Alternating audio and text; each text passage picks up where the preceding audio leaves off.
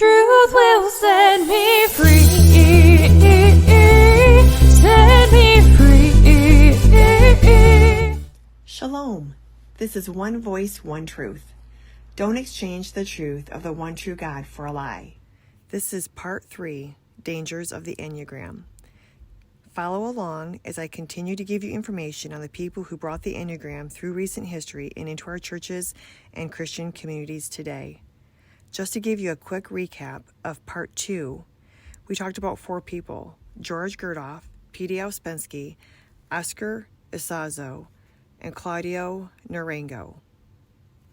Narango and Isazo are the ones that fabricated the story that most people hear today, that the Enneagram was used in ancient civilizations or cultures, and most notably the Desert Fathers. Narango admitted that it was a lie used to propel the ideology. In 1962, Narango introduced the Enneagram to Esalen, California, where people got strung out on LSD and did abominable activities. It was here that Bob Ox, a Catholic Jesuit, learned the Enneagram and shared it with other Catholic priests. Richard Rohr, a Catholic priest of today, picked up the Enneagram.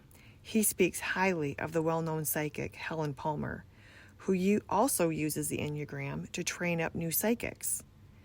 Rohr's students, Ian Cron and Zane Stable, wrote a book called The Road Back to You and the Sacred Enneagram, which is used today by many churches, colleges, and so-called Christian communities.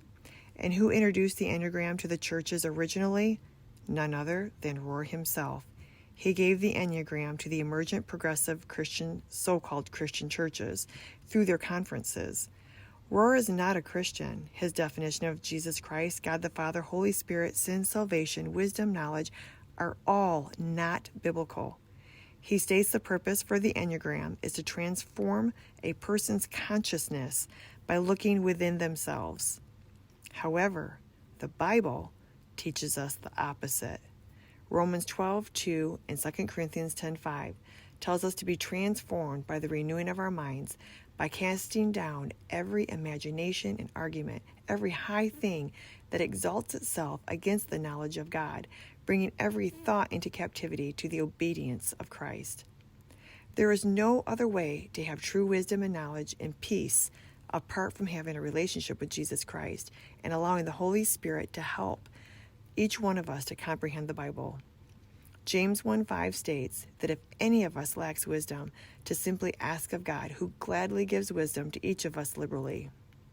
Now click on Part 4, Dangers of the Enneagram, to hear about the warnings that have been given to us by others on the Enneagrams. Truth will set